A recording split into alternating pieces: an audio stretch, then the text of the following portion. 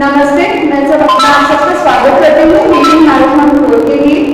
तो चलो शुरुआत करते हैं। मैं उसके लिए फर्स्ट बुलाना चाहूँगी मदन कुमार सी को, थर्ड बीए तमिल लिटरेचर से।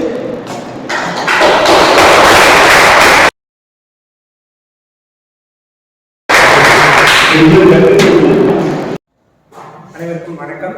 இன்னைக்கு புத்தக விமர்சனத்துக்கு வந்திருக்கோம். நான் என்ன புத்தகம் எடுத்திருக்கேன் அப்படின்னு பார்க்கும்போது, ஏதோ ஒரு புத்தகம் எடுத்துக்கலாம், இந்த மந்த்லி வரதானே, இன்னைக்கு என்ன புக் எடுக்கலான்னு வந்து தேடிட்டு இருக்கும்போது நான் அந்த லிங்கை பார்த்தாலுமே டக்குன்னு என்னோட ஞாபகத்துக்கு வந்தது. சரி, எங்கெங்கயோ இருக்கீங்கள பேசுறோம், நம்ம ஈரோடு மாவட்டத்தில் இருக்க ஒரு எழுத்தாளரை பத்தி இன்னைக்கு பேசணும் இல்லையா அப்படின்னு பார்க்கும்போது தான் எடுத்தோடனே ஞாபகம் வந்து நம்ம ஈரோடு கதிரையா புத்தகம் தான் ஞாபகம் வந்துச்சு. சரி, என்ன ஈரோடு கதிரையாவோட ரொம்ப ஃபேமஸான புக் என்னன்னு பார்க்கும்போது வேட்கையோடு விளையாடு. சரி, அந்த புக்கு பார்த்துக்கலாம் அப்படின்னு தான் வந்தோம். இந்த புக்கு எப்படி எனக்கு கிடைச்சுன்னு பார்த்தோம்னா, நம்ம கல்லூரி மூலமா தான் இந்த புக் எனக்கு கிடைச்சு. என்னன்னு பார்த்தோம்னா, நம்மளோட டீச்சர்ஸ் டே செலிப்ரேஷன்ல நானும் பார்ட்டிசிபேட் பண்ணியிருந்தேன். அந்தப்போ எனக்கு கிஃப்டா கொடுத்தது நம்ம காலேஜ்ல கொடுத்ததான் இந்த வேட்கையோடு விளையாடு புத்தகம். சரி, இந்த புத்தகத்தை பத்தி உள்ள வந்து பார்க்கலாம்.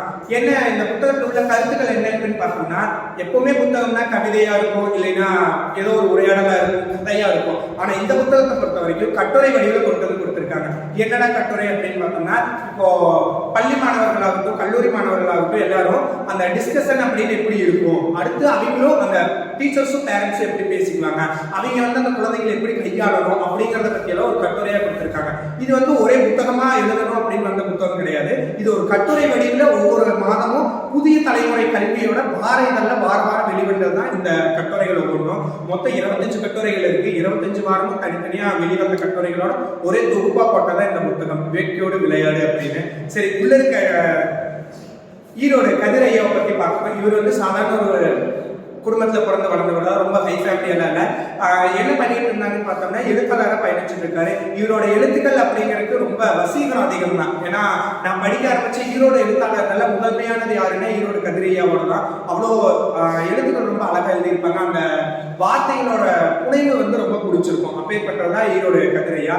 இவர் வந்து உள்ள எழுதும் போது என்ன எழுதியிருக்காருன்னா, இவர் போய் ஒவ்வொரு ஸ்கூல்லையும் காலேஜ்லையும் என்ன பண்ணுவாருன்னா, ஸ்டூடெண்ட்ஸ்க்கு வந்து ஸ்பீச் கொடுப்பாங்க. மோட்டிவேஷனல் ஸ்பீச் ஆகட்டும், இல்லை டாபிக் வச்சு செமினார்ஸ் வெபினார்ஸ்லாம் ஸ்டார்ட் பண்ணிட்டு இருக்காங்க.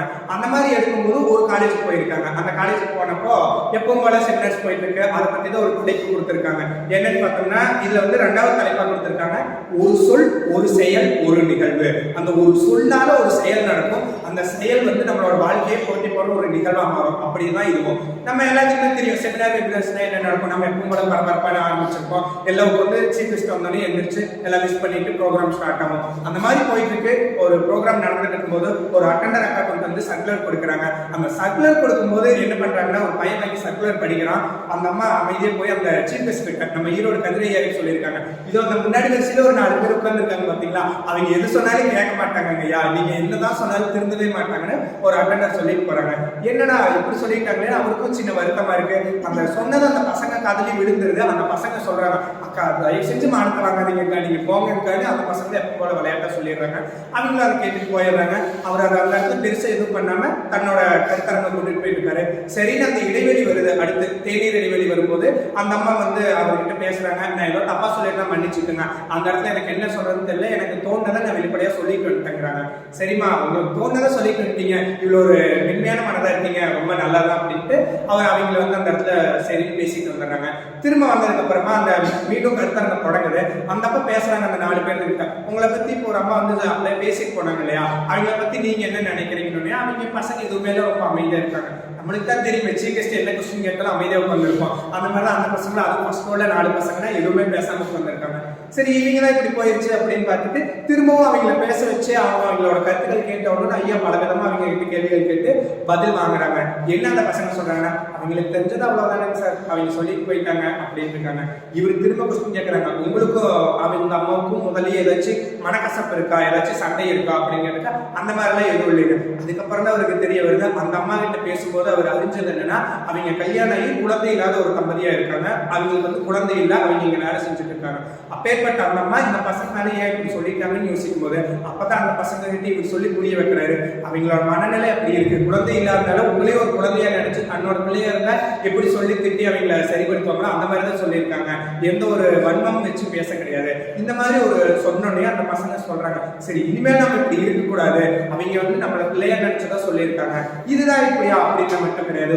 ஒவ்வொரு செயலையும் அந்த அம்மா சொன்ன அந்த ஒரு வார்த்தையா அவர் கதிரையா மூலமா அந்த இடத்துல தெரிய வந்ததுனால அந்த பசங்களோட வாழ்வே மாறுது. அந்த இடத்துல ஒழுக்கமா இருக்கணும் அப்படின்னு வந்திருக்காங்க. சரி இப்படித்தான் ஒரு கட்டுரை போச்சு அப்படின்னு பார்த்தோம்னா, இதெல்லாம் கூட எனக்கு ரொம்ப இந்த புத்தகத்தை படிக்கும் போது தெரிஞ்சது, இந்த புத்தகத்துக்கு அணிந்துரை எழுதல நம்ம கொங்கு கலையறிவியல் கல்லூரியோட முன்னாள் தாளாளர் இளங்கோ ஐயாவும் ஒரு சிறப்பா வாழ்க்கை எழுதியிருக்காங்க. என்னன்னு பார்த்தோம்னா, அந்த கட்டுரைகள் ஒவ்வொன்றையும் படிக்கும் போது இதுல இருக்கிறது மனிதனோட வாழ்க்கையை புரட்டி போடும்.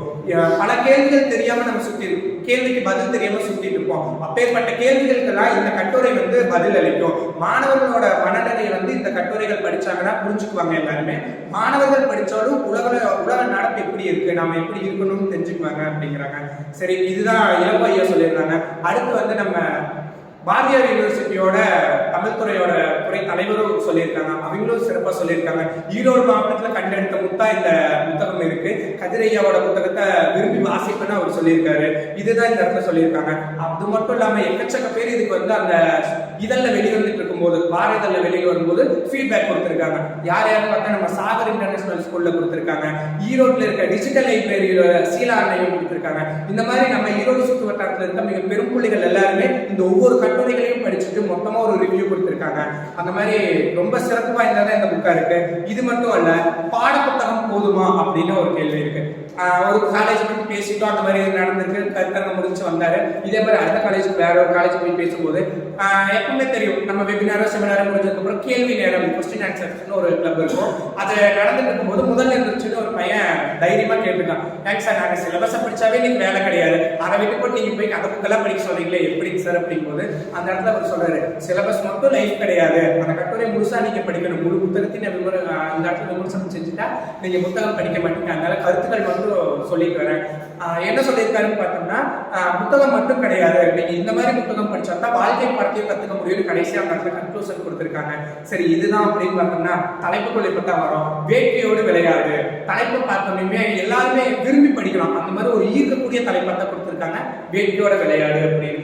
என்ன வேட்கையோட விளையாடு? இன்னைக்கு நம்ம ஒரு போட்டிக்கு போறோம், அதாவது இது ஒரு நடந்த சம்பவத்தை தான் எழுதியிருக்காங்க. என்னன்னா, ஒலிம்பிக் போட்டி இருக்கு. ஒலிம்பிக் போட்டியில எப்பவுமே தெரியும், ஓட்ட போட்டி இருக்கும்போது யார் முதல்ல போய் தொடர்றாங்க அவங்க தான் விழுந்தீங்க. அந்த மாதிரி ஓட்டப்போட்டியில 10 பேர் நிக்கிறாங்க, எல்லாரும் ஓடுறாங்க. பாதி தூரம் ஓடனோனையும் ஒரு வீரர் மட்டும் என்ன பண்றாரு, தன்னோட மூட்டுல ஜவ்வு கிழிச்சிருது. அந்த மாதிரி சூழ்நிலையிலையும் என்ன பண்ணுவார், அவங்களா இருந்தா உடனே விழுந்து அழுது போராட்டு அடம் பிடிச்சு நான் உடனே வீட்டுக்கு போகணும், ஹாஸ்பிட்டல் போகணும்னு பார்ப்போம். ஆனா அந்த இடத்துல அந்த வீரர் என்ன பண்ணியிருக்காரு, கீழே விழுந்து திரும்பவும் எந்திரிச்சு முதலுதவிக்கு மருத்துவர்கள் எல்லாரும் வராங்க. ஒலிம்பிக்னா நம்மளுக்கு தெரியும் எவ்வளவு பெரிய மேடை. அந்த இடத்துல முதலுதவிக்குழு வந்தோனையும் நீங்க வேணாம், நான் போய் அந்த எல்லை கோட்டை தொடரும் அப்படின்னு முயற்சி செஞ்சு ஓட ஆரம்பிக்கிறாரு. முடியல. உடனே அந்த கோட்டுக்கு வெளியில இருக்கிற ஒரு பார்வையாளர் உள்ள வராங்க.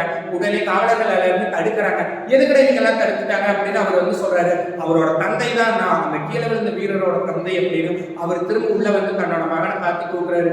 எல்லாம் முடிச்சு போச்சு, ஒலிம்பிக்ல நீ ஓட முடியாது, வா போறான்னு கூப்பிடும் போது அந்த பையன் சைகை மூலமா நாங்க போகணும்னு சொல்றான். உடனே நீ மட்டும் போகாத, உனக்கு துணையா நானும் வரேன். தந்தையும் அந்த இடத்துல மகனுக்கு தோள் கொடுத்து கடைசி வரைக்கும் எல்லை கோட்டை போய் தொடர்றாங்க. முதல்ல போய் 400 மீட்டரை முடிச்ச முதல் வீரருக்கு அங்கே எந்திரிச்சு கை தட்டல, உற்சாகம் மட்டும் தான் பண்ணிட்டாங்க. ஆனா அந்த கீழே விழுந்து முட்டியில ஜவ்வு கிழித்ததுக்கு அப்புறமும் தந்தையோட முயற்சி செஞ்சு போய் அந்த எல்லை கோட்டை தொட்ட அந்த வீரருக்கு அந்த அரங்கை எந்திரிச்சு நின்று கை தட்டுச்சு. அதனால வெற்றி அடைஞ்சிட்டாங்களா, நம்ம போற பாதையோடு நிறுத்திக்க கூடாது அப்படின்னு அழகா கருத்து சொல்லியிருக்காங்க.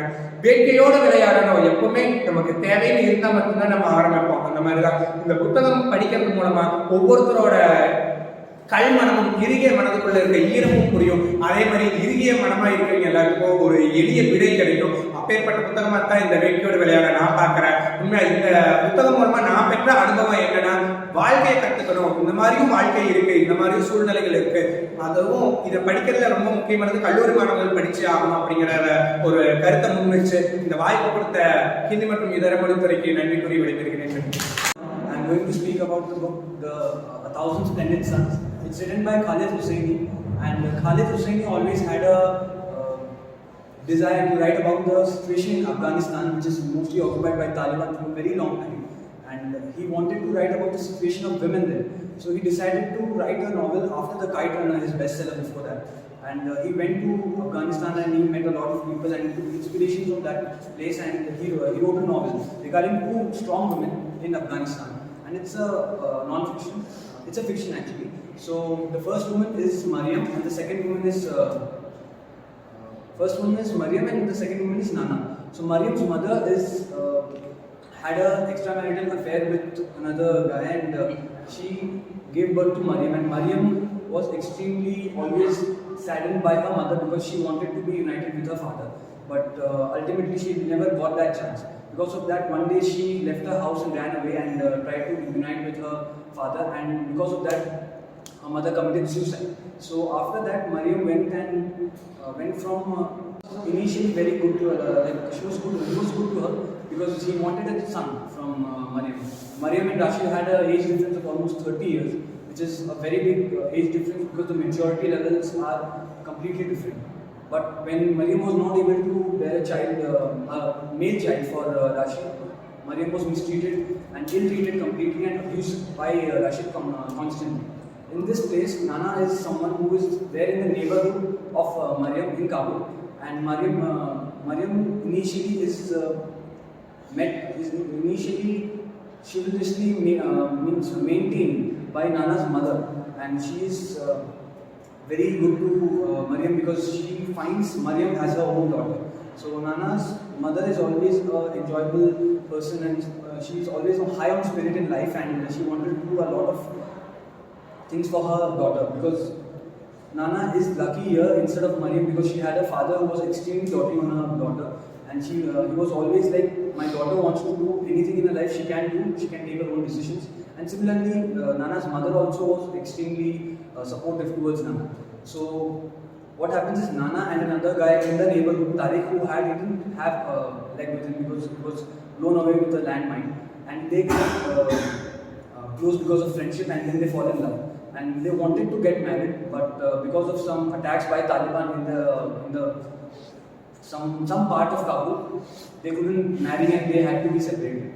Then Tariq was assumed to be killed and along with his family. Then he went to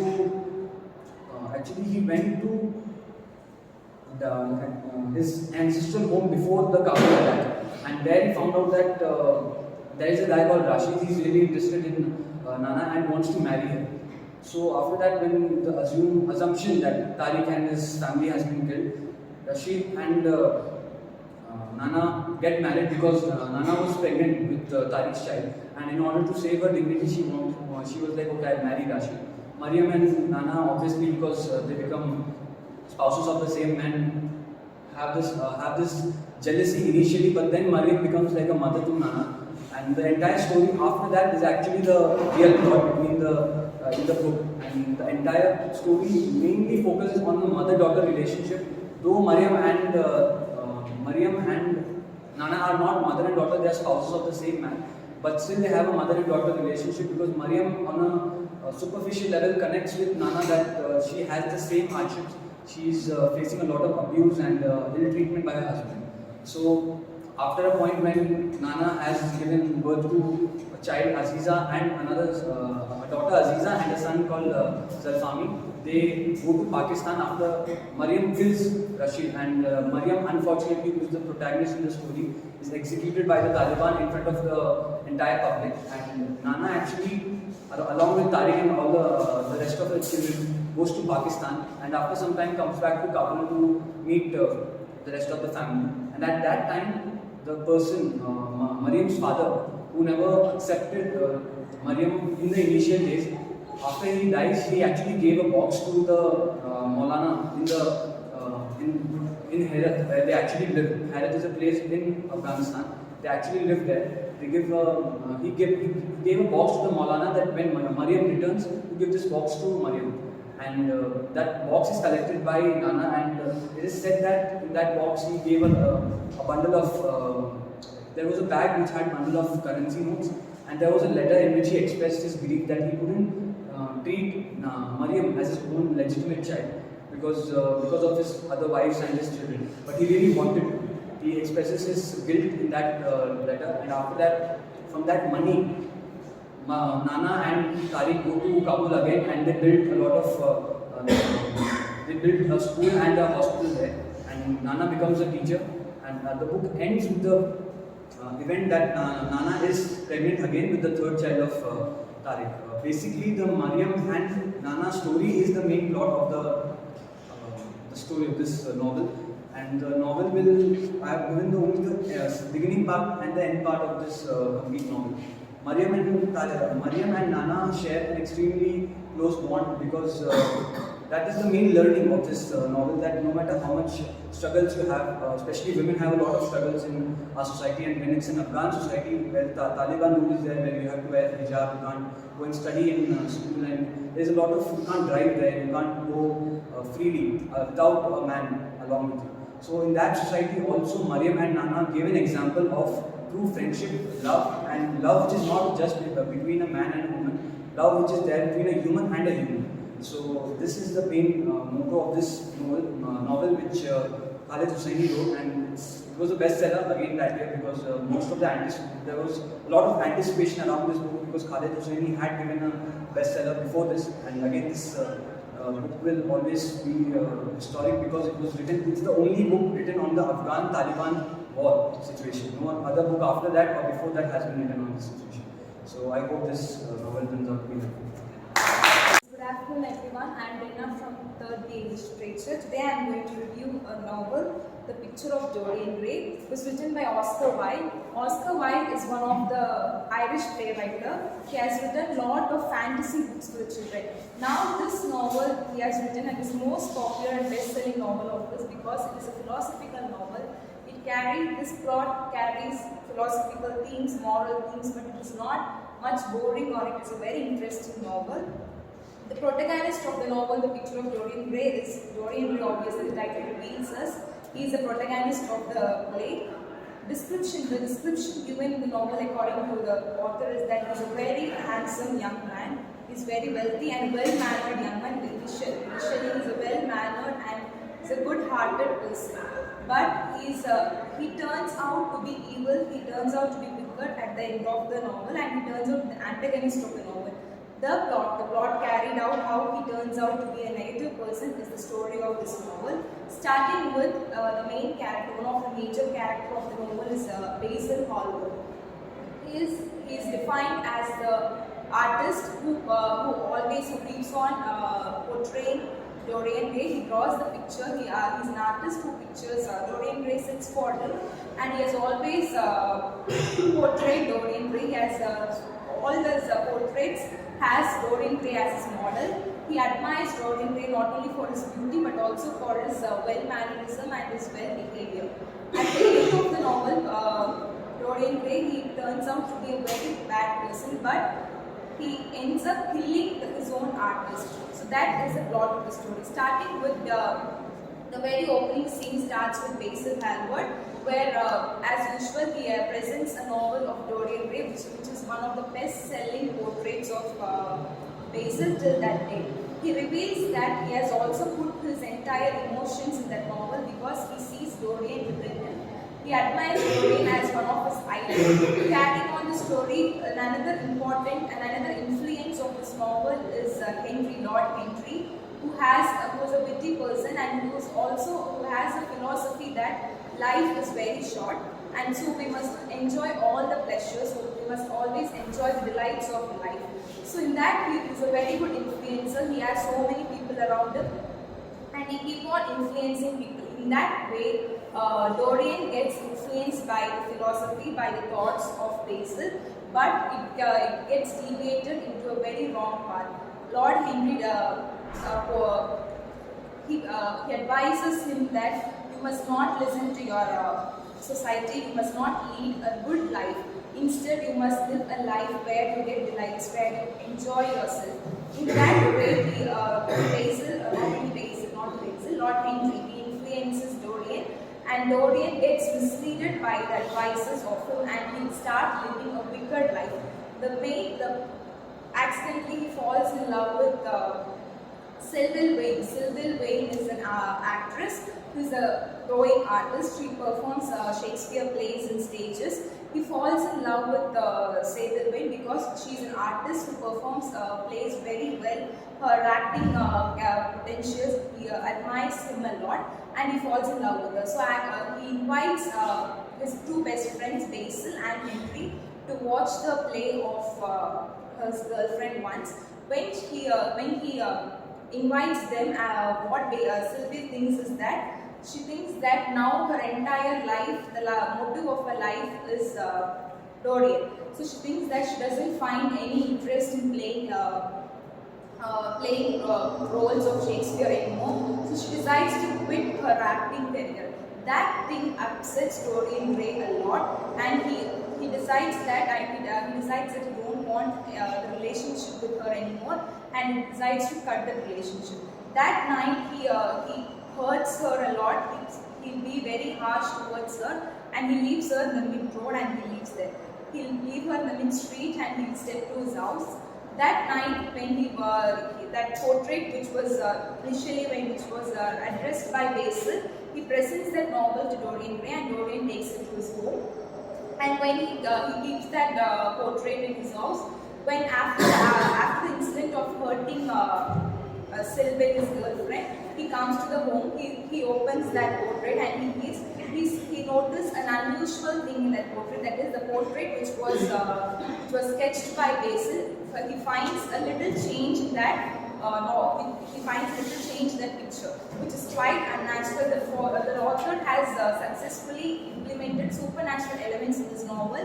When he describes the novel or the picture of Dorian, has some cruelty in the smile in which the portrait has some cruelty, which we can understand that the life of Dorian is getting to be wicked and wicked more. So the first step of his wickedness is hurting Sylvie. That night, when he looks at the portrait of his own, he realizes that his life is turning dark, and then he realizes his mistake and he decides to apologize to his girlfriend and start the relationship again. But next morning, when he has a good sleep that night. Next morning, when he decides to visit his girlfriend, he get a news from Lord Henry that she has committed suicide because she couldn't take the rejection from his because she loved his boyfriend a lot. She could not take the rejection and she commits suicide. This incident has a huge impact on Dorian. He does not regret for her. First, initially he regrets that it is because of his harsh and rude behavior she has committed suicide. But he was again Lord Henry's influence. He influenced that you take it in a positive way, that there is a person who has given her life for you. That dramatic thoughts get into him and he decides that to live a life where he have only good things, and he take that death of his girlfriend as a positive note and he starts traveling. He does not regret for that anymore. And next, after passing on the years, he commits a lot of things, like he becomes so cruel, he becomes so selfish that only his thoughts, only his behavior matters to him. Only his growth, his achievements matter to him. And the portrait, which was sketched by Basil, bears all the marks of his evils and it becomes old and rich. But instead, the poet yet again adds another supernatural element by stating that Basil remains young forever. Instead, his portrait bears all the marks, all the cruelty of his doings, wrongdoings, everything is born in that portrait rather than on Dorian. He brings the poet also, the author also states mythology in that, which says that it's a myth that the people who turn old, the people who turn ugly, is because of the sins they commit in their life. Because the sins make them ugly, because the sins make them very wicked, the face, their appearance turn old and wicked, they get age marks. So in that sense, the portrait of Dorian Gray has all the marks and all the agings of them. And after even the 18 years passes, the novel, it takes a look and it travels 18 years later. Even after the 18 years, Dorian remains young forever, but his portrait, he visits his portrait. He understands that it is this portrait which is bearing all the dead marks and he decides to hide that. He hides it from the entire world. He goes to the upper stairs of his home. He finds a room where nobody visits that room and he hides the canvas there. He covers it and he hides that because he doesn't want his destroyed soul to be revealed in front of the whole world. And the years passes after the death of his girlfriend. There is no regret for him. He travels more and more. He commits all the sins. He learns a lot too. And that time a book was gifted by Lord Henry to Dorian Gray. That book has a huge impact on Dorian. That book is also about wickedness. A man, the protagonist of that novel, is also a wicked. He travels all over the world. He learns all the exploiting things of the world. That novel has a huge influence, and he starts taking the bad, the negative, wicked example of the novel, and he travels all along that. One day, the people who once gathered around Dorian for his glory, for his well mannerism, starts to move away from Dorian. He has a negative influence. He has a negative influence on the people. Every people start moving away from him. People, they consider there are so many rumors about him. Every rumors, nothing is good, but everything is a bad rumors of him. People move away from him. This rumors, this thoughts about Dorian reaches Basil. Basil, who is a very good, who's a person who really cares about Dorian, visits him one night and asks him about all these rumors. He asks that people are talking ill about you. What do you think about it, Dorian? He doesn't consider it as a big deal. And he reveals a portrait of this to Basil and reveals that novel, and Basil turns very shocked because that novel was not, that portrait was not as the one he presented before. That portrait bear the marks, bear the evil marks. And then when Basil starts advising him, he starts to repent his sin. He asks Dorian to repent for his sins. At last, he decides, he gets outraged, he gets rage, he gets a strong rage, and he decides to kill Basil too. And the second sin he committed was he kills Basil. And after moving off the story, he realizes that the own deeds of his gives him a life where he does not find peace, where he does not find patience. At the end of the novel, he realizes that this portrait is the one which is the soul of this, and he decides to destroy the portrait so that that remain always hidden from the world. And then he tries to stab that portrait and destroy it. But after that, when the servants visit the room, hidden room, they realize that it is their master who killed himself, and he lies on the bed. So he lies there, he stabs himself, and he lies on the ground. And then there is another main key thing in that end, which is that the portrait turns out to be the enriched portrait which was once painted by Basil. And the person who lied down, Dorian who was lying down, the master who was lying down, was an old and lying man, and a wicked man was lying there. So this novel I would like to conclude that this novel gives us a very important thought that not only the appearance that matters to us, but the life, the soul is the most important thing. So we must heal our soul in a way which has goodness in it, not only the beauty of our appearance, but also it must have the goodness of our soul. I would like to thank you everyone for being in this. Interesting one, as it told a very good topic that we should not judge anyone by appearance. Our behavior is the most important one. So next I call upon Vikas from 2nd PPSC.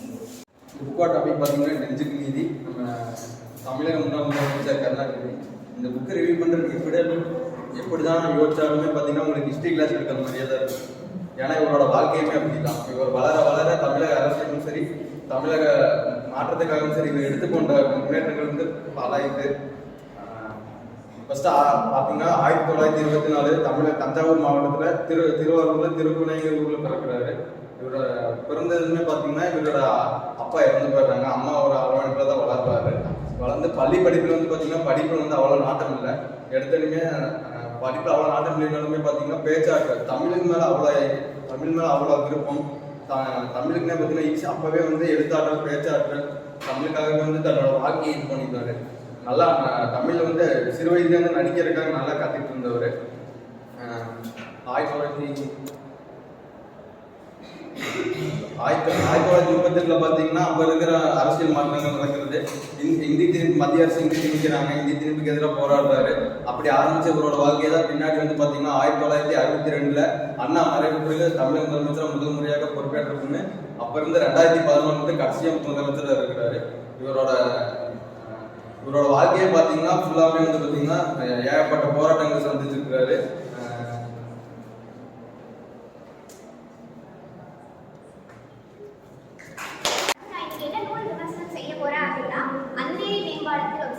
இதனுடைய ஆசிரியர் யார் அப்படின்னா அம்பை. நான் இந்த புத்தகத்தை எடுத்துக்கிட்டதற்கான காரணம் என்ன அப்படின்னா இந்த ஆசிரியர் தான். ஏன் அப்படின்னா இந்த தமிழ் உலகத்துல வந்து பெண் எழுத்தாளர்களே வந்து ரொம்ப கம்மியா தான் இருக்காங்க. அதுலேயும் பெண்ணியம் சார்ந்து எழுதக்கூடிய பெண் எழுத்தாளர்கள் வந்து ரொம்ப சொற்பம் தான். அதனாலதான் நான் இதை பத்தி எடுத்துக்கிட்டேன். இந்த தலைப்பு வந்து ஃபர்ஸ்ட் பார்க்கலாம், அந்தேரி மேம்பாலத்தில் ஒரு சந்திப்பு. இந்த தலைப்பை கேட்ட உடனே நமக்கு என்ன தோணும் அப்படின்னா இது ஒரு காதல் காவியமா இருக்கலாம் அந்த மாதிரி தான் தோணும். எனக்கும் அப்படிதான் தோணுச்சு. ஆனா உள்ள படிச்சதுக்கு அப்புறம் தான் தெரிஞ்சு இது காதல் காவியம்லாம் கிடையாது அப்படின்னு. இது ஒரு பெண்ணியம் சார்ந்த நாவல்னு சொல்லலாம். இது மொத்தமா ஒரே நாவல்னு சொல்லிட முடியாது. 3 குறு நாவல்களை தொகுத்த ஒரு நாவல் தான் அந்தேரி மேம்பாலத்தில் ஒரு சந்திப்பு. இந்த ஆத்தர் அதாவது அம்பை வந்து பெண்ணியம் சார்ந்த எழுத்தாளர்னு சொன்னாங்க இல்லையா. தமிழ்நாட்டிலேயே வந்து 4 பெண்ணியம் சார்ந்த எழுத்தாளர்கள் தான் வந்து சாகித்ய அகாடமி விருது வாங்கியிருக்காங்க. இவங்களும் வந்து 2022 சிவப்பு கழுத்துடன் ஒரு பச்சை பறவை அப்படிங்கிற சிறுகதை தொகுப்புக்காக சாகித்ய அகாடமி விருது வாங்கியிருக்காங்க. இந்த நாவல்குள்ள போறதுக்கு முன்னாடி இவங்களை பத்தி தெரிஞ்சுக்கணும். இவங்க எப்படியெல்லாம் எழுத்துக்கள் இருக்கும் அப்படின்னா பெண்ணியம் சார்ந்துதான் இருக்கும். இந்த சமூகத்துல பெண்களுடைய சிக்கல்கள் என்ன அப்படிங்கிறது எல்லாத்தையுமே வந்து தத்ரூபமா கொண்டு வந்திருப்பாங்க அவங்களுடைய எழுத்துக்கள் மூலமா. இன்னைக்கு நம்ம எவ்வளவுதான் விடுதலை அடைஞ்சிட்டாலும் பெண்களுக்கான பிரச்சனை வந்து இந்த சமூகத்துல இந்த காலத்துல தான் அதிகமா இருக்குது அப்படிங்கறத வந்து நம்ம இவங்களுடைய எழுத்துக்கள் மூலமா தெரிஞ்சுக்கலாம்.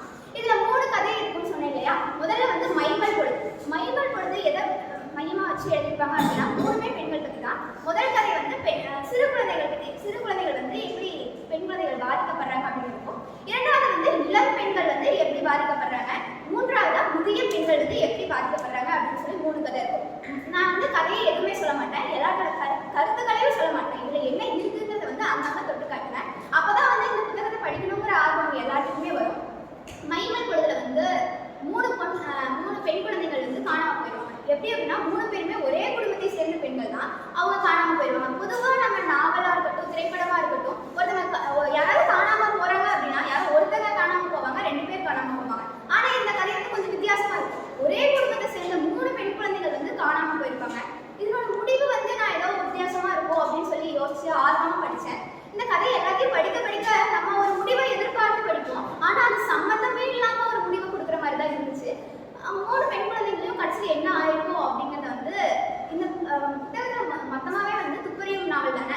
அதை யார் துப்பறிவாங்க அப்படின்னா சுதா குப்தாங்கிறவங்க தான் வந்து துப்பறிஞ்சு எல்லாத்தையும் கண்டுபிடிப்பாங்க. அவங்க தான் டிடெக்டிவ் ஏஜென்ட் மாதிரி இந்த அந்த ரோல் பிளே பண்ணியிருப்பாங்க.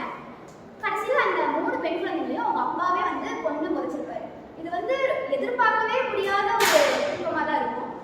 ஏன் அவங்க கொண்டு புதைச்சாங்க அப்படிங்கிறத வந்து கண்டுபிடிக்கிறது தான் இந்த கதை கதை. அடுத்தது வந்து காகித கப்பல் செய்பவர்.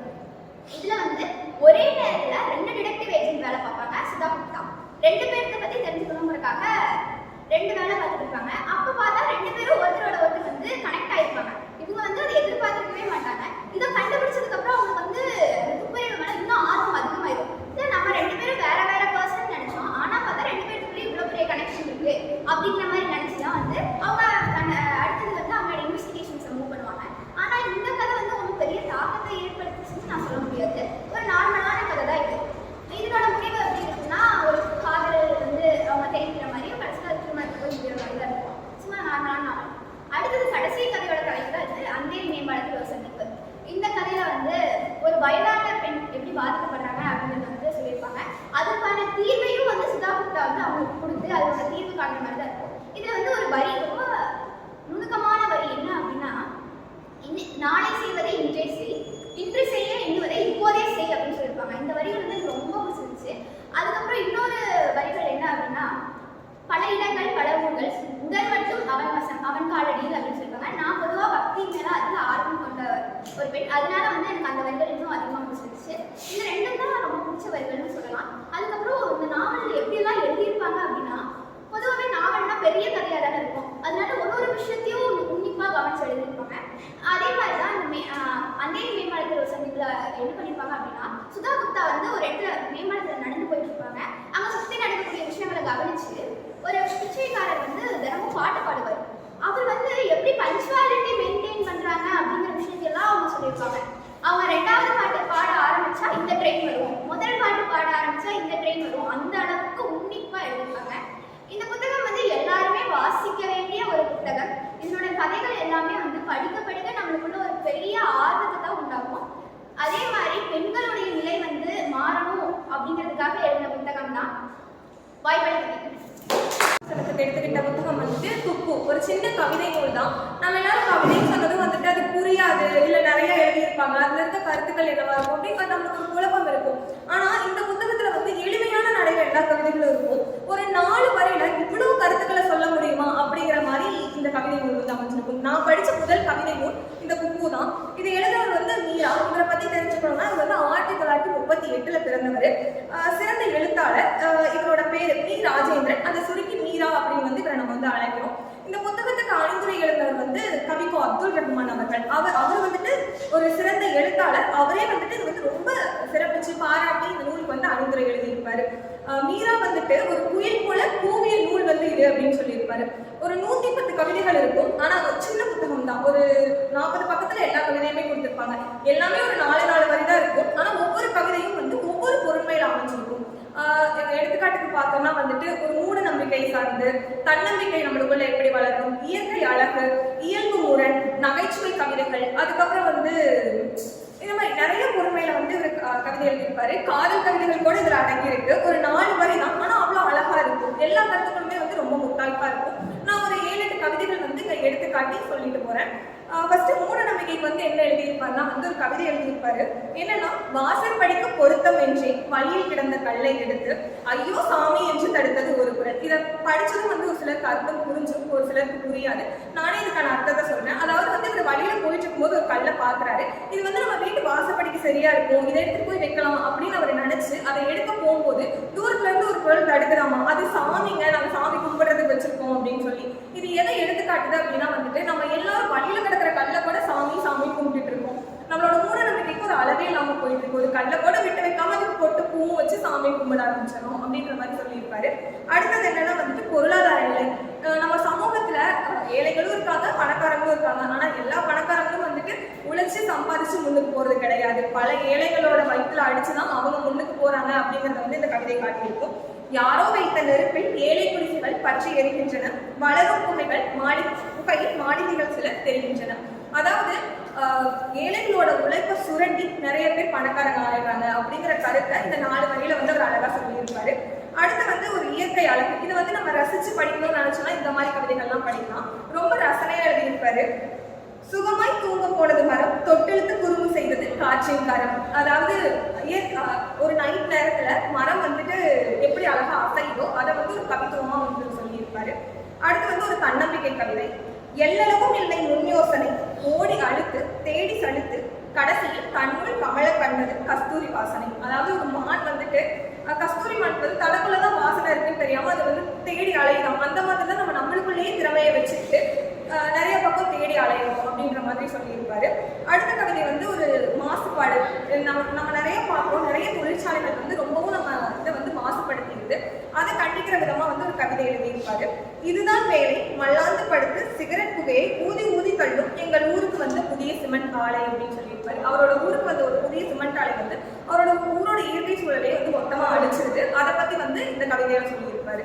கடைசியா ஒரு கவிதை, அது வந்துட்டு காதல் கவிதையோட முடிக்கிறேன். அது என்னன்னா வந்துட்டு தலையில் இருக்கும் தண்ணீர் குடம் தலைவன் எதிர்வரும் வேலை அதை அடுத்து அது தலைவிக்கு தங்க மகுடம். அதாவது தலையில ஒரு சின்ன தண்ணீர் குடம் இருந்தாலும் தலைவனை பார்த்துட்டா அது அவளுக்கு தங்க மகுடம் மாதிரி தெரியுதான். அது வந்து அவ்வளவு ரசனையா சொல்லியிருப்பாரு. இந்த மாதிரி ஒவ்வொரு கவிதைகளும் ஒவ்வொரு பொறுமையில அழகா அமைஞ்சிருக்கும். எல்லாருமே வந்து படிக்கலாம், படிக்கக்கூடிய புக்கு தான். எல்லாரும் வாங்கி படிச்சு பாருங்க.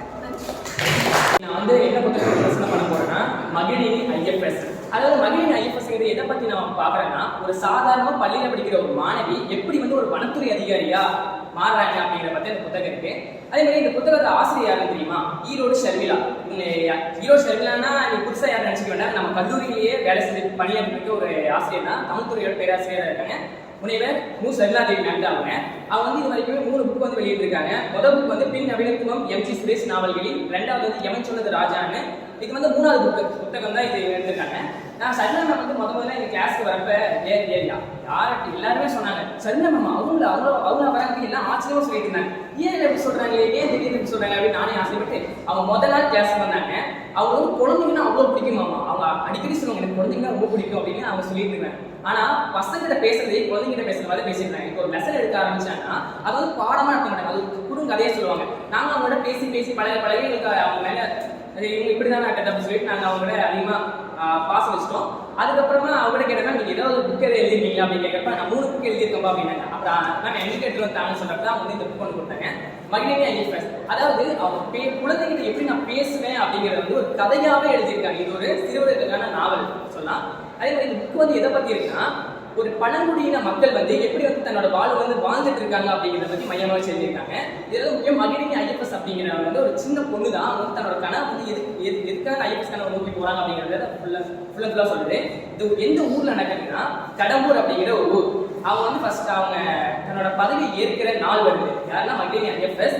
அப்ப வந்து அவங்க மேடையில் உட்காந்துருக்காங்க. அவங்க பதவி வந்து அறிவிக்க வேண்டிய ஒரு இந்த நேரத்துல அவங்க வந்து நினைச்சு பாக்குறாங்க, கடம்பூர் பத்தி நினைச்சிட்டு இருக்காங்க. என்னன்னா இவங்க அவங்களோட ஃப்ரெண்டு மாதவியோட அம்மா கெம்பா 3 பேர் இருக்காங்க. கெம்பா அப்படிங்கிற ஒரு பழங்குடியின பெண்.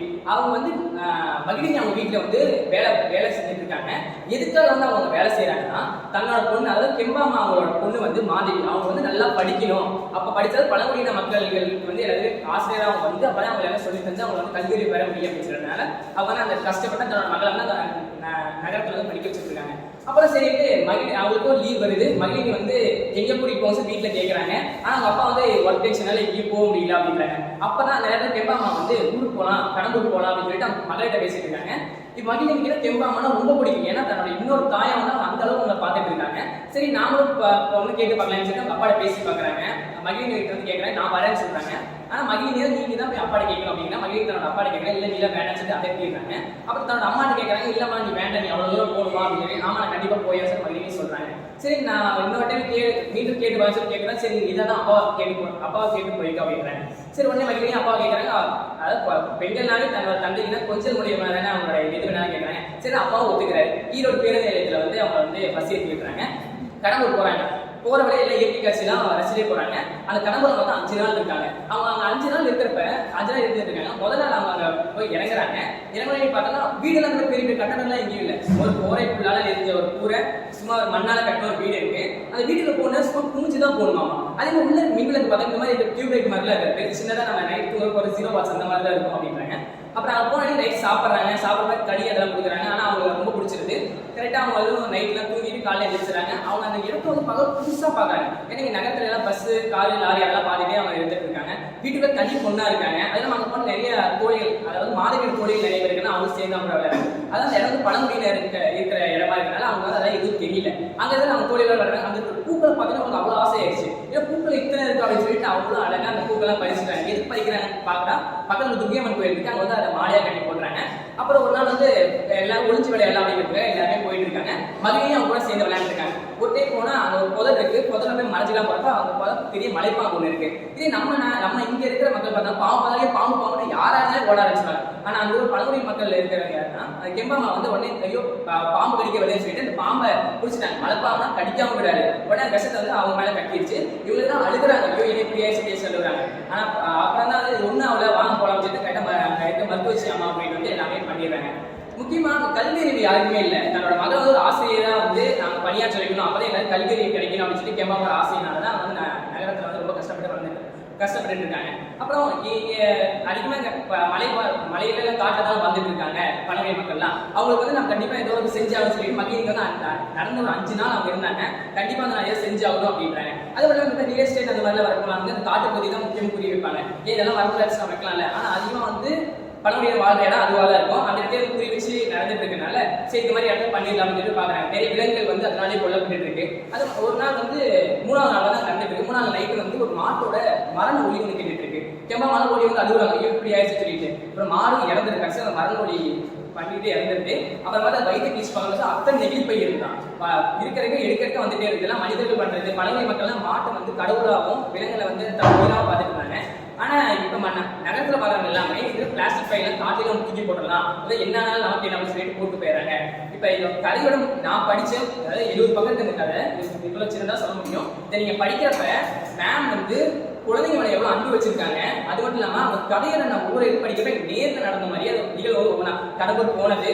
அது இது வந்து மகிழினி யார்கிட்ட சொல்லிட்டு இருக்காங்கன்னா, அவங்க IAS ஆயிட்டாங்க. அதுக்கப்புறம் தன்னோட தொழில் IAS ஆகிறாங்க. அவங்க பேர் வந்து அகிலா. அவங்க கூட வந்து கார்ல போயிட்டு பேசிட்டு இருக்காங்க. வீட்டு அந்த பழங்குடியினர் இடத்துக்கே வந்துட்டு நான் இங்கே தான் அதிகாரியா மன அதிகாரியா இருக்கிறேன் அப்படின்றாங்க. எல்லாம் வளர்ந்துறாங்க. எப்படி ராமர் 14 வருஷம் வனவாசம் பண்ணாரோ அந்த மாதிரி தான் நம்ம மகிழினியே 14 வருஷம் கஷ்டப்பட்டு படிச்சு IAS அதிகாரியா இந்த காட்டிய வனத்துறை அதிகாரியா மாறிடுறாங்க. இருக்கிற விலங்குகள் உயிரினங்களுக்கு பாதுகாப்பாக வந்து இருக்கிறாங்க. தன்னோட ஃப்ரெண்டு மாதவி வந்து அந்த இடத்துக்கு வந்து ஒரு டீச்சரா வந்துட்டாங்க. கெம்பம்மாவோட கனவு அன்னைக்கு நிறைவேறிச்சு. ஒரு கடையோட கருத்து முடிவு என்னன்னா, கண்டிப்பா எல்லாருக்குமே கல்விங்கிறது எல்லாருக்கும் பொதுதான். அதாவது பழங்குடியினருக்கு மட்டும் கிடைக்கக்கூடாது, இவங்க எல்லாம் கிடைக்கணும் அப்படின்லாம் இல்லை. யாருக்கா இருந்தால் கல்வி பொதுவாக கிடைக்கணும். கெம்பம்மாவோட ஆசை வந்து இந்த கல்வி நிறைவேறும். Good afternoon to another person here. I am Nikita Pural from 2nd BBA. இன்னைக்கு நான் வந்து புக் ரிவ்யூ கொடுக்க போற அந்த புக் பேர் என்னன்னு பார்த்தீங்கன்னா 0 to 1. 0 to 1 சொன்ன உடனே எல்லாருக்கும் ஒரு ஐடியா வந்துருக்கும். அதாவது ஒண்ணுமே பண்ணாம நம்ம ஜீரோவா இருப்போம், ஒரு சின்ன ஸ்டெப் எடுத்து வைப்போம், அதுதான் நம்மளுடைய பெரிய சக்சஸை கண்டிப்பா அதுக்கு தீர்மானிக்கும்னு சொல்லுவாங்க. ஸோ இதுதான் இந்த புக்கோட சின்ன வேர்ட்ஸ் நான் சொல்லியிருக்கேன். ஸோ இந்த புக்கை எழுதுனது வந்து யாருன்னு பார்த்தீங்கன்னா பீட்டர் தில். யார் யாருக்கு வந்து தெரியும் தெரியல, பீட்டர் தில் வேறு யாரும் கிடையாது, பேபாலோடைய ஃபவுண்டர் அவர் தான். ஸோ பேபாலோடைய ஃபவுண்டர் மட்டும் இல்லாமல் ஹி இஸ் அன் இன்வெஸ்டர். அவர் எதுலையெல்லாம் இன்வெஸ்ட் பண்ணியிருக்காங்கன்னா ஃபேஸ்புக், லிங்க்டின், ஸ்பேஸ்எக்ஸ் இந்த மாதிரியான கம்பெனிஸ்க்கு வந்துட்டு இவரோட இன்வெஸ்ட்மெண்ட்ஸ் வந்துட்டு ரொம்ப முக்கியத்துவமாக இருந்திருக்கு. அது மட்டும் இல்லாமல் இந்த புக் ஃபுல் அண்ட் ஃபுல் எப்படி ஆண்டர்பிரினர்ஸ் ஆக போகிறவங்களுக்கு, ஸ்டார்ட் அப் ஆரம்பிக்க போகிறவங்களுக்கு, இல்லை எனக்கு ஒரு சின்ன இன்னோவேஷன் ஐடியா இருக்குது அதை எப்படி டெவலப் பண்ணலாம் அப்படிங்கிறவங்களுக்கு இந்த புக் வந்து ஒரு நல்ல ஒரு எடுத்துக்காட்டுகளோட நல்ல ஒரு என்விரான்மெண்டலோடைய அங்கே என்விரான்மெண்ட்டில் இருக்க ப்ராப்ளம்ஸ், அதில் இருக்க ஆப்பர்ச்சுனிட்டிஸ், இதெல்லாம் என்னென்ன இருக்குது, நீங்கள் எப்படியெல்லாம் முன்னேறி வரலாங்கிறது இந்த 0 to 1 புக் வந்துட்டு உங்களுக்கு தெளிவாக காட்டும். நத்திங் பட் நம்ம வந்துட்டு அப்துல் கலாம் சொல்லியிருப்பாங்க, small dreams a crime, think பிக்னு ஒரு ப்ராபப் ஒன்று இருக்குது. அது வந்து ஒரு ஃபேமஸான கோட், நிறைய பேர் கேள்விப்பட்டிருப்போம். எல்லாரும் வந்துட்டு பெருசாக கனவு காண்றோம் அப்படின்னு அவர் வந்துட்டு வேற மாதிரி சொல்லியிருப்பார். நாமெல்லாம் என்ன நினச்சிப்போ எடுத்தோடனே நான் அப்படி ஆகணும் இப்படி ஆகணும்னு சொல்லிட்டு டாக்டர், இன்ஜினியர் அந்த மாதிரி நம்ம ரேஞ்சில் வந்துட்டு உடனே நம்ம திங்க் பண்ணுவோம். திங்க் பண்ணுறது தப்பு இல்லை, எல்லாருமே திங்க் பண்ணுறோம். பட் அதுக்கான ஸ்டெப் வந்துட்டு பாதி பேர் கூட அதில் எடுத்து வைக்க மாட்டாங்க. 100ல் ஒருத்தர் 2 பேர் தான் அதுக்கான ஸ்டெப் அதுக்கான கதை அப்படிங்கிறத போடுவாங்க. எல்லாருமே யோசிப்போம், எல்லாருமே கற்பனையை திறனை வளர்த்துக்கிறோம், பட் கனவு காண்றோம், பகல் கனவு காண்றோம். ஆனால் வந்துட்டு அதுக்கான முயற்சிகள் நம்ம எவ்வளோ எடுத்து வைக்கிறோம், புரியுதா? ஸோ ஒன்றும் இல்லை, சும்மா இருப்போம், நம்ம வீட்டில் சும்மாவே இருப்போம். நம்மளுக்கு நிறைய டெக்னாலஜி, இப்போ ஒரு ரேபிட் க்ரோயிங் டெக்னாலஜி ஒரு செக்டரில் நம்ம இருந்துட்டு இருக்கோம். நிறைய ஆப்பர்ச்சுனிட்டிஸ் இருக்குது. நம்ம எல்லாருமே ஈக்குவல் டேலண்டட்னு சொல்ல முடியும், எல்லாரும் டேலண்டட். அது மட்டும் இல்லாமல் நம்ம டேலண்ட்டை கண்டிப்பாக இது மூலியமாக நம்மளால டெவலப் பண்ண முடியும். இந்த ஒன்லி திங் இஸ் நம்ம டைமை வந்துட்டு கீப் ஆன் வேஸ்ட் பண்ணிகிட்டே இருக்கும். ஸோ வந்துட்டு முடிஞ்ச வரைக்கும் கிடைக்கிற வாய்ப்புகளை நீங்கள் வந்துட்டு எடுத்த உடனே பெரிய அடி எடுத்து வைக்கணும்னு சொல்கிறேன். ஒரு ஃபர்ஸ்ட் ஸ்டெப், ஒரு முதல் படி எடுத்து, ஸோ ஒன்றுமே பண்ணாமல் இருக்கிறத விட ஒரு முதல் படி எடுத்து வச்சாலே போதும். எடுத்து வச்சுட்டு நீங்கள் அதிலே வந்துட்டு தெரிஞ்சுக்கலாம். அது மட்டும் இல்லாமல் நீங்கள் சொல்லப்போனால் ரத்தன் டாடா அவருடைய நேனோ கார் ஃபெயிலியர் ஆனது, எலன் மஸ்கோட டெஸ்லா ஃபெயிலியர் ஆனது, இது எல்லாமே பார்த்தீங்கன்னா அவங்க எடுத்தோடனே அதை கொண்டு வரல. அவங்களும் நிறைய முயற்சிகள் எடுத்துகிட்டு அதை கொண்டு வந்தாங்க. அப்படி பண்ணியுமே அது ஃபெயிலியர் ஆச்சு. அவங்க மறுபடியும் அதை கைவிடவே கிடையாது. டாடா இண்டஸ்ட்ரிங்கிறது இப்போ வேர்ல்டே இருக்க ரொம்ப பெரிய இண்டஸ்ட்ரி அப்படிங்கிறது. எலன் மஸ்க் இப்போ ஸ்பேஸ்எக்ஸ் இல்லைன்னா நம்மளால எதுவுமே பண்ண முடியாது டெக்னாலஜியில். மோஸ்ட் நிறைய அவர் கண்டுபிடிச்சி கொடுத்தது இப்போ நம்ம பார்த்துட்டு இருக்கோம். டெஸ்லா ஃபெயிலியர் ஆனோடனே, அந்த டெஸ்லா கார் ஃபெயிலியர் ஆனோடனே எலன் மஸ்க் அப்படியே நின்று இருந்தாருன்னா நம்மளுக்கு இப்போ கிடைச்சிட்டு இருக்க அந்த ரிசோர்ஸஸ் நம்மளுக்கு கிடைக்காம இருக்கும். ரத்தன் டாட்டாவும் அதே மாதிரி நிறைய இருக்கு. டாடா இண்டஸ்ட்ரியில வந்து நிறைய இருக்கு. ஸோ டாட்டாவுமே அது வந்துட்டு அந்த நேனோ கார் வந்துட்டு பிக்கஸ்ட் ஃபெயிலியர் சொல்ல போனான். பட் அவர் அந்த இடத்துல உடஞ்சி போகல. Even though keep on moving forward. அவர் மூவ் பண்ணிட்டே இருந்தாரே தவிர்த்து அவர் ஸ்டாப் பண்ணவே இல்லை. அது மட்டும் இல்லாமல் அவரை பார்த்து நிறைய பேர் வளர்ந்தவங்களும் உண்டு, சும்மா இருந்தவங்க நிறைய பேர் வளர்ந்தவங்களும் உண்டு. ஸோ ஸோ ஒன்றுமே இல்லை, இந்த புக் வந்துட்டு ஃபுல் அண்ட் ஃபுல் என்டர்பிரினர்ஸ்க்காக மட்டும்தான். பட் கொஞ்சம் இன்னும் நம்ம டீப்பாக படித்து நம்ம புரிஞ்சுக்கிட்டோம்னா நம்மளுடைய பர்சனல் லைஃப்லேயே நம்ம வந்துட்டு இதை எக்ஸிக்யூட் பண்ணலாம். நம்மக்கிட்ட வந்துட்டு சும்மாவே இருக்கும், நம்ம ஹாலிடேஸில் சும்மாவே இருக்கும். பட் இன்னும் சில பேர் இதை என்ன பண்ணுவாங்கன்னா வந்துட்டு ஆன்லைன் கோர்சஸ் போவாங்க. எதுக்காகனா வந்துட்டு பெரிய மிராக்கள் பண்ணுவோன்னு கிடையாது, சும்மா இருக்கும். கண்டிப்பாக வந்துட்டு நம்ம எடுத்து வைக்கிற சின்ன சின்ன முயற்சிகள் கண்டிப்பாக சக்ஸஸ் கொண்டு போய் விடுங்கிற ஒரே நம்பிக்கையாக தான். முடிஞ்ச வரைக்கும் keep on make yourself has always busy schedule.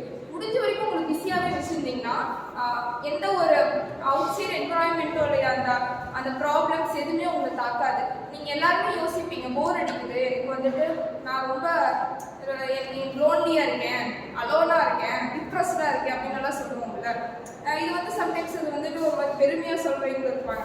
நான் என்ன சொல்கிறேன்னா, அந்த மாதிரி நீங்கள் என்னைக்கு ஃபீல் பண்ணுறீங்களோ நீங்கள் அப்போ தான் உங்கள் வாழ்க்கையில் பேக்வர்ட் போயிட்டு இருக்கீங்கன்னு அர்த்தம். நீங்கள் எப்பயுமே வந்துட்டு லோன்லியாக இருக்கும்னு ஃபீல் பண்ணக்கூடாது, எப்பயுமே நீங்கள் சும்மா இருக்கீங்கன்னு ஃபீல் பண்ணக்கூடாது. எப்பயுமே உங்களை நீங்கள் பிஸியாக வச்சுருந்தீங்கன்னா அதுவே போதும். Keep on making busy in all the world's. கிடைக்கிற வேலைகளை, கொடுக்குற வேலைகளை, கிடைக்கிற ரிசோர்ஸஸை ப்ராப்பராக யூஸ் பண்ணி அதுக்கு நம்ம டெடிக்கேட்டடாக நம்ம ஒர்க் பண்ணிட்டு இருந்தாலே போதும். நாம் வந்துட்டு சொல்லுவாங்கல்ல, ஹார்ட் ஒர்க் வேணாம் ஸ்மார்ட் ஒர்க்னு சொல்லுவாங்கல்ல, அதுவுமே உண்மைதான். முடிஞ்ச வரைக்கும் நம்ம பிஸியாக இருக்கிறது ரைட், ஆனால் எந்த மாதிரியான விஷயத்தில் பிஸியாக இருக்குங்கிறது ஒன்று இருக்குல்ல. ஸோ முடிஞ்ச வரைக்கும் உங்களுடைய மைண்டை ஃபில் பண்ணிகிட்டே இருக்கும். அப்போ தான் வந்துட்டு இருக்கிற ஸ்டஃப்லாம் வெளியே போயிட்டே இருக்கும். Keep on putting new updates into your mind. So, இதுதான் வந்துட்டு இந்த புக் வந்து உங்களுக்கு சொல்லுவேன். இப்போ தேங்க்யூ.